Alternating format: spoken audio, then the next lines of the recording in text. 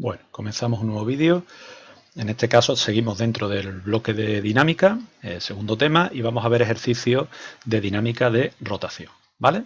Aquí tenemos un primer ejercicio, aquí tenemos los datos, tenemos un vehículo, 2000 kilogramos de masa, que toma una curva, tal, ¿vale? Aquí tenemos la representación esquemática del problema. Ahora haré incidencia. Lo primero, yo voy a utilizar en todos los ejercicios un sistema de referencia inercial. Recuerdo, un sistema de referencia inercial es aquel en el que se cumple la primera ley de Newton, ¿de acuerdo? Sí, por ejemplo, en este caso, que es un coche que está describiendo un movimiento circular, pues es una persona que está afuera viendo cómo describe ese movimiento. Y segundo, que la aceleración centrípeta va a ir siempre dirigida hacia el centro de curvatura. Eso es muy importante recordarlo en todos los ejercicios. En este caso del coche, pues además la fuerza de rozamiento es la que va a mantener al coche describiendo la curva, como vemos aquí. Es decir, la curva, el centro de curvatura estaría hacia acá y la fuerza de rozamiento es la que mantiene al coche manteniendo, o sea, describiendo esa curva con un determinado radio. Aquí tenemos los datos del radio de curvatura, la velocidad no la daba en kilómetros por hora, ya está en metros por segundo, no, bueno, y el dato de la gravedad no lo da, tomamos 10 o 9,8 y la masa. Nos pide la fuerza de rozamiento y el coeficiente de rozamiento. ¿Qué hacemos? Pues una vez que hemos dicho qué sistema de referencia vamos a aplicar y hemos representado todas las fuerzas, ¿de acuerdo? Aplicamos la segunda ley de Newton. En el eje X, pues la fuerza de rozamiento, que es la única que hay, será igual a la masa por la aceleración. ¿Qué aceleración? La aceleración centrípeta. Ponemos lo que vale la aceleración centrípeta, aquí está. Y en el eje Y tendremos la normal y el peso, ¿de acuerdo? Otra de las cosas que os recomiendo es poner siempre el sentido positivo del eje correspondiente a favor de la aceleración centrípeta, ¿de acuerdo? Para que siempre la aceleración centrípeta aparezca como positiva, ¿de acuerdo? Es lo más fácil. Si no, se nos puede olvidar poner el signo cuando apliquemos la segunda ley de Newton y nos pueden salir resultados bastante confusos, aparte de erróneos. Aplicamos en el eje Y, pues en el eje Y no se está moviendo el coche respecto al eje Y, por lo tanto se sigue cumpliendo la primera ley de Newton y se iguala a 0. ¿Cálculo de la fuerza de rozamiento? Pues aquí está. Sustituimos directamente los datos, la masa, la velocidad, el radio de giro, y como sabemos respecto al eje X que la fuerza de rozamiento va a favor, pues lo podemos expresar vectorialmente. ¿Cuánto vale el coeficiente de rozamiento? Bueno, pues a partir de la ecuación del eje Y calculamos la normal y a partir de la ecuación del eje X obtenemos el rozamiento. Yo lo he puesto inicialmente de la ecuación de partida, pero bueno, una vez que hemos calculado la fuerza de rozamiento, pues podríamos despejar directamente de la fuerza de rozamiento, ¿de acuerdo? Es muy sencillo y calcularíamos y nos sale 0,625, ¿vale? Ya sabéis que el coeficiente de rozamiento es adimensional. Segundo ejercicio. Aquí lo que tenemos ahora es un ejercicio diferente. Tenemos un objeto que está unido a una cuerda, como vemos aquí, y que está describiendo un movimiento circular en el plano vertical, ¿de acuerdo? Tenemos su masa, tenemos el dato de la velocidad angular en revoluciones por segundo, ¿de acuerdo? Aquí tenemos hecho el cambio y nos pide la tensión en el punto más alto y en el punto más bajo. Vamos a empezar por el punto más alto. Si os fijáis, aquí tenemos el cálculo hecho de la velocidad que nos hace falta. Si nos dice que gira a razón de 2 revoluciones por segundo, aquí tenemos expresado la unidad revoluciones por segundo. Y sabemos que una revolución o una vuelta es lo mismo que 2 pi radianes. ¿De acuerdo? Si nos hubieran dicho revoluciones por minuto, habría que haber pasado los minutos a segundo. Hubiéramos puesto otro factor de conversión aquí para el paso de minutos a segundo. Pero mucho cuidado, que el dato que nos está dando no es la velocidad lineal, sino la angular. Y después aplicamos la expresión de cálculo que ya conocemos de movimientos circulares, que relaciona la magnitud lineal con la angular, la velocidad angular con la lineal, que es multiplicar por el radio de giro. Y aquí ya tenemos la velocidad, ¿vale? Son cálculos previos que tenemos que hacer. Aplicamos la segunda ley de Newton. Fijaros, he puesto el eje Y en sentido hacia abajo. ¿Por qué? Pues porque ambas fuerzas, tanto la tensión como el peso, van hacia abajo, como podemos ver, y la aceleración centrípeta va hacia abajo, que es lo importante. Pues nada, sumamos ambas fuerzas y eso va a ser igual a la masa por la aceleración. ¿Qué aceleración? Pues la centrípeta. Aquí está sustituido y aquí está sustituida la expresión. ¿Qué hacemos entonces? Pues hacer el cálculo. ¿De acuerdo? Calculamos, nos sale módulo 739,5, que expresado vectorialmente, como vemos, sería 739,5 J. Vamos ahora a la representación esquemática del apartado B. Ahora en el punto más bajo. Recordemos que aquí lo que cambia es, como vemos, la tensión. porque la tensión va siempre dirigida en el sentido en el que evite la rotura de la cuerda, en este caso hacia el centro de curvatura. Y la aceleración centrípeta iría también hacia allá. Por lo tanto, he cambiado el eje Y y lo he puesto en el sentido positivo hacia arriba. ¿Para qué? Para que me coincida el sentido positivo de la aceleración centrípeta con el del eje. Aquí tenemos los mismos datos del apartado A y volvemos a aplicar la segunda ley de Newton. Lo único que ocurre es que ahora el peso se opone a la tensión. La aceleración sigue siendo la centrípeta y calculamos. Como vemos, la tensión en el punto más bajo es mayor que en el punto más alto. ¿Por qué? Porque el peso se está oponiendo y por tanto la tensión tendrá que ser mayor para soportar esa circunstancia. Si lo podemos expresar vectorialmente, como en este caso, pues aquí tenemos la expresión vectorial de la tensión. Vemos que el ejercicio 2 hemos vuelto otra vez a un problema de dinámica de rotación. Insisto que estoy planteando los problemas desde el punto de vista inercial, ¿de acuerdo? Como sistema de referencia inercial, por eso igualamos a la masa por la aceleración centrípeta, ¿vale? No estamos introduciendo fuerzas de inercia porque estamos hablando del sistema de referencia inercial. Vamos ahora a un tercer ejercicio. Ahora tenemos un tren del que cuelga un péndulo y describe un radio, el tren está girando, ¿de acuerdo? Está describiendo un radio de giro, una curva. Tenemos los datos de la velocidad, ¿de acuerdo? Y la masa. Aquí tenemos todos los datos y lo único que ocurre es que ahora vamos a tener que descomponer en sus componentes la tensión. ¿Por qué? Porque la tensión de la cuerda va hacia arriba, como veis, y hay que descomponer en sus componentes. Importante, si yo tengo dos rectas paralelas y corto con una recta las dos, el ángulo que se forma aquí es igual que el que se forma aquí, ¿de acuerdo? Por lo tanto, este ángulo que yo quiero calcular, que es lo que me pide el ejercicio, qué ángulo y qué tensión qué ángulo forma con la vertical y qué tensión tiene la cuerda, pues ya sé con qué ángulo lo tengo que relacionar. Por lo tanto, cuidado, la tensión respecto al eje Y va con el coseno, como vemos aquí, aquí tengo mi triángulo, y la componente X va con el seno, porque sería el cateto opuesto. Cuidado con eso, ¿eh? Bien, a partir de ahí que hemos hecho la descomposición de la fuerza, pues aplicamos la segunda ley de Newton. A lo largo del eje X, ¿vale? Pues será, perdón, hemos empezado con el eje Y. Da igual. En el eje Y, tensión hacia arriba, peso hacia abajo, y esto va a ser igual a 0 porque respecto al eje Y no se mueve. ¿De acuerdo? Despejamos y obtenemos la tensión. He despejado la tensión porque ahora va a haber que igualar, a hacer un sistema. En el eje X, ¿cuál es la única fuerza que actúa? La tensión. Y eso va a ser igual a la masa por la aceleración. ¿Qué aceleración? Pues la aceleración centrípeta. ¿De acuerdo? Aquí tenemos y despejamos la tensión. Y ahora lo que tenemos es un sistema de dos ecuaciones con dos incógnitas. Lo que he hecho es despejar la tensión para igualar. Igualamos ambas expresiones, vemos que la masa no nos la ha dado el ejercicio, o sí, nos la ha dado, pero bueno, en este apartado no sería necesaria. Se nos va la masa y el seno pasa aquí, seno partido coseno es tangente y la gravedad pasa dividiendo, con lo cual lo único que hay que hacer es reordenar y calcular. Hacemos la arcotangente y nos sale que el ángulo que forma con la vertical es 14 grados. Y para calcular la tensión de la cuerda me voy a cualquiera de las dos expresiones, ¿de acuerdo? Dependiendo de cómo hayáis ido redondeando, pues puede haber una pequeña diferencia en el valor de la tensión, ¿de acuerdo?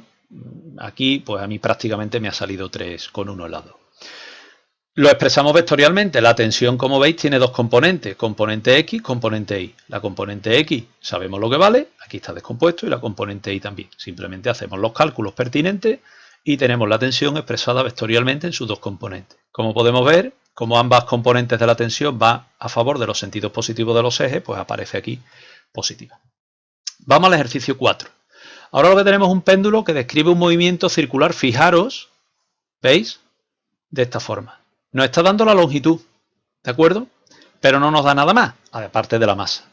Entonces, previamente tenemos que hacer una serie de cálculos. Repito que estoy considerando un sistema de referencia inercial, ¿vale? Estoy viéndolo desde fuera. En este punto pongo mi sistema de referencia y lo estoy viendo desde fuera. Es decir, me pongo aquí, ¿vale? Y aquí me quedo. ¿De acuerdo? La bola va a seguir describiendo, pero mi sistema de referencia se queda ahí. No es inercial, no va con la bola.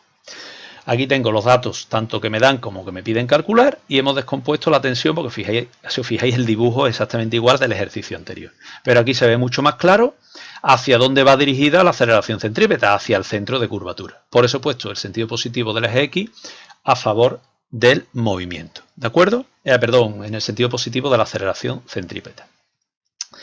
¿Qué pasa? Que no conozco el radio de giro. ni me dan la velocidad de giro. Por lo tanto, tenemos el radio de giro, lo saco por trigonometría, como podemos ver aquí. ¿Veis? Lo saco por trigonometría. Aquí tengo mi triángulo, aquí tengo mi triángulo, y por lo tanto la longitud de la cuerda me dice que es 1 metro, por lo tanto el radio de giro es este, y este es mi ángulo. Si aplico trigonometría, pues el radio será igual a, ¿veis? Seno de alfa, cateto opuesto, partido la hipotenusa. La hipotenusa pasa multiplicando y me quedaría que el radio es igual a 1 metro por seno de alfa, es decir, que el radio es seno de alfa. Y ahora la velocidad angular. Me dice, perdón, sí me dice la velocidad angular, me dice que es a razón de una vuelta por segundo, una revolución por segundo. Hacemos el cambio de unidad y volvemos a aplicar la expresión que me relaciona la magnitud lineal, la velocidad, con la velocidad angular, que es la magnitud angular, que es a través del radio. Aquí tengo cuánto vale la velocidad, ¿vale? Son cálculos previos que hay que hacer y lo he querido desarrollar más para que se vea bien. ¿Ahora qué hacemos? Pues aplicar las leyes de Newton. Entonces, vamos a poner otra vez el esquema representativo y aquí ya lo que he hecho es incluir los datos que acabamos de calcular para ir sustituyendo. Aplicamos las leyes de Newton al eje X, la única fuerza que actúa es la tensión respecto al eje X, y eso va a ser igual a masa por la aceleración, que será la centrípeta. Sustituimos los datos y aquí tenemos el valor de la tensión. Si os fijáis, seno de alfa pasa dividiendo, pero como el radio es igual al seno de alfa, me queda seno de alfa al cuadrado. Seno de alfa al cuadrado se va con seno de alfa al cuadrado y 2pi al cuadrado es 4pi cuadrado, que por 0,1 ya tengo la tensión. Y ahora, respecto al eje Y, tengo también mi ecuación. En el eje Y no se está moviendo la bola, se queda quieta, por lo tanto se cumple la primera ley de Newton y despejamos el coseno de alfa. Como acabamos de calcular la tensión, pues lo único que tenemos que hacer de esa expresión, pues calcular el ángulo. ¿De acuerdo? El ángulo de giro será, una vez que sabemos la tensión, el arco coseno de este valor, 75,3 grados, y la expresión vectorial de la tensión, cuyo módulo ya hemos calculado, pues sería 3,2i más 1. Es decir, no explico cómo lo hemos sacado porque ya lo hemos visto en un ejercicio anterior. Es simplemente sustituir los valores de las componentes y calcular. ¿De acuerdo? Solamente habíamos calculado el módulo de la tensión, pero no lo habíamos podido expresar vectorialmente porque no conocíamos el ángulo. ¿Vale? Bien. Vamos al último ejercicio, que es el que es un poquito más complicado. Aquí tenemos ahora un ciclista que en un velódromo, recordad, si sabéis, un velódromo es un circuito, una pista en el que los ciclistas dan vueltas alrededor de la pista y tienen un peralte. Un peralte es un ángulo que forma la pista con respecto al horizontal. ¿De acuerdo? En las carreteras pasa lo mismo. Aunque no se note, cuando nosotros tomamos una curva, las curvas deben de estar peraltadas. Y ahora veremos el porqué. Peraltadas quiere decir que deben de formar un determinado ángulo con respecto a la horizontal. Evidentemente no van a formar un ángulo de 30 grados. ¿De acuerdo? Van a formar un ángulo de 2-3 grados. Por dos razones. Una, para que el agua no se acumule en la carretera y vaya moviéndose y por lo tanto no se formen charcos. Y dos, es para que nos ayude a tomar la curva a una mayor velocidad. Y lo vamos a ver en el ejercicio. Fijaros, yo he puesto aquí ya la representación esquemática. Y he puesto la aceleración centrípeta hacia acá. Y ahora vamos a explicar el porqué. Fijaros. Recuerdo que la aceleración centrípeta va siempre dirigida hacia el centro de curvatura. Y aquí quiero que veáis un esquema ampliado, digamos, de la situación que tenemos aquí. ¿Vale? Si nosotros consideramos que el ciclista está aquí y está describiendo un movimiento circular, la aceleración centrípeta se dirige hacia el centro de curvatura. Como podéis ver. Hacia acá. En este punto o si lo vemos desde este punto. Me da igual. O si lo vemos desde este punto. Es decir, la aceleración centrípeta va a ir siempre, en este caso, paralela, como veis, al plano. No al plano horizontal, sino al plano de la superficie de la Tierra. ¿Vale? Si nosotros ponemos la aceleración centrípeta hacia acá, la estamos representando mal, porque no está dirigida hacia el centro de curvatura. Por eso la aceleración centrípeta la he puesto hacia acá. Los ejes, pues podríamos haber puesto el eje X y el eje Y así, perpendiculares, pero tendríamos que empezar a descomponer. Como estáis acostumbrados a poner el eje X y el eje Y por dinámica así, pues así lo he representado yo. Dos cuestiones. Ya sabemos que tenemos que descomponer el peso y que el ángulo que forma el peso con el eje Y, ¿vale?, es el mismo que el del plano inclinado. En este caso, que el ángulo del peralte de la carretera, del velódromo. de la curva, en este caso del velódromo. Y dos cuestiones. Otra cuestión más, perdón, la que hemos visto antes. Si yo tengo esta línea paralela y tengo esta línea paralela, si yo trazo una recta que corte, este ángulo y este ángulo van a ser el mismo. Es decir, el ángulo que forma la aceleración centrípeta con el eje X va a ser el mismo. ¿Por qué he puesto el eje X hacia abajo y el eje Y hacia arriba? Para que las componentes X e Y de la aceleración centrípeta salgan positivas y no haya posibilidad de error al sustituir, que se me olvide ponerle el signo, ¿vale? Bien, entonces mucho cuidado cuando se hacen problemas con peralte, que la aceleración centrípeta va a ir siempre paralela a la superficie de tierra. ¿Por qué? Pues porque va dirigida hacia el centro de curvatura, ¿vale? Bien, una vez que tenemos aquí datos ya descompuestos de la componente X del peso y de la... Perdón, de las componentes X e Y del peso y de la aceleración tangencial. Recuerdo que la X va con el seno y la Y va con el coseno, mucho cuidado, eso ya lo sabéis de los problemas de dinámica, aquí hay que tener mucho cuidado. Pues ya hemos hecho la representación esquemática, podemos aplicar la segunda ley de Newton. La hacemos a la eje X. Si os fijáis, en los problemas anteriores, en el problema del coche inicial, la fuerza de rozamiento se igualaba directamente a la aceleración centrípeta. Fijaros ahora que además de la fuerza de rozamiento ayudarnos a describir la curva, tenemos también la componente X del peso. Es decir, tenemos una fuerza que nos está ayudando a describir la curva. Una fuerza centrípeta mayor, que sería la suma de la de rozamiento y la de Px. Es decir, la componente X de la fuerza centrípeta es mayor. Y además, la aceleración es más pequeña. Porque no es directamente la aceleración centrípeta, sino que es la componente X. Sería el coseno de su valor. Con lo cual, ¿eso qué significa? Que yo voy a poder describir ese movimiento con una mayor velocidad. Por eso los ciclistas, si habéis visto alguna carrera en velódromo, veis que va a altísimas velocidades tomando la curva. Esas velocidades no las podrían adquirir en una curva normal plana porque se saldrían de la curva. Por eso las carreteras se construyen con peralte. ¿De acuerdo? Uno, para evacuar el agua, ¿de acuerdo? Y no se acumule. Y dos, para favorecer que a la hora de tomar la curva podamos tomar con una velocidad mayor, o si la tomamos con una velocidad determinada, la fuerza que nos mantiene dentro de la curva será el rozamiento más la componente X del peso correspondiente. ¿De acuerdo? Bien, bueno, pues ya habéis aprendido algo nuevo también hoy, el por qué se construyen las curvas de las carreteras con peralte. Bueno, aplicamos, repito, la segunda ley de Newton, como vemos aquí, y sustituimos los datos. No nos dan la masa del objeto, por lo tanto lo tenemos que dejar en función de la masa. Yo he puesto aquí 9,8 en este caso para que salga más exacto el ángulo, ¿vale? Si no, ponemos 10. Sustituimos los datos, sabemos que la fuerza de rozamiento es nu por la normal, la componente X del peso es mg seno de alfa, y la masa por la componente X de la aceleración centrípeta, como vemos aquí, será con el coseno, como vemos aquí, ¿vale? Bien, pues una vez que tenemos eso, pues tenemos una ecuación que es esta, ¿de acuerdo? Vamos al eje Y, en el eje Y pasa igual, pero cuidado, ahora tengo la normal en contra P sub I, y eso va a ser igual a masa por una aceleración. Aquí sí hay aceleración. La centrípeta respecto al eje Y, cuidado, aquí no se está cumpliendo la primera ley de Newton. Bien, ¿cuánto vale la normal? Bueno, despejamos y sustituimos los datos. Aquí tengo esta ecuación. Será la ecuación 2. ¿Qué pasa ahora? Que para responder a la pregunta del cálculo del ángulo, yo tengo aquí cuánto vale la normal y tendré que sustituirla en la ecuación 1 y desarrollar. Si ya lo que tenemos es un cálculo matemático, la cuestión física ha finalizado y la importancia del problema radica en que la aceleración centrípeta hay que saber pintarla bien, saber qué dirección y qué sentido tiene. Mucho cuidado en los problemas con peralte. ¿De acuerdo?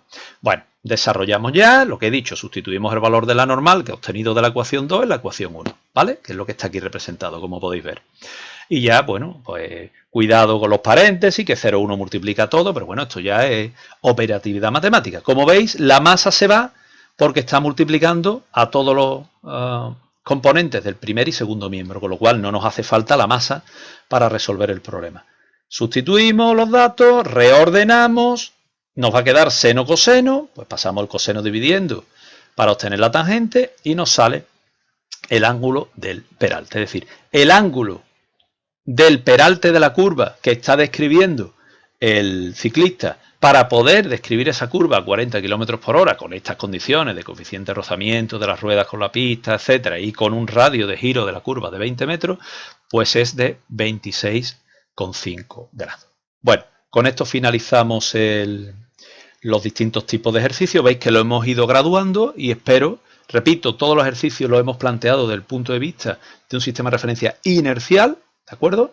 Y tener mucho cuidado, sobre todo con la representación de la aceleración centrípeta cuando tengamos un peralte, ¿de acuerdo? Espero que a partir de todos estos ejercicios que hemos hecho de ejemplo, os permita hacer pues los ejercicios relacionados con dinámica de rotación que os pueda aparecer, ¿de acuerdo? Bien, finalizamos el vídeo.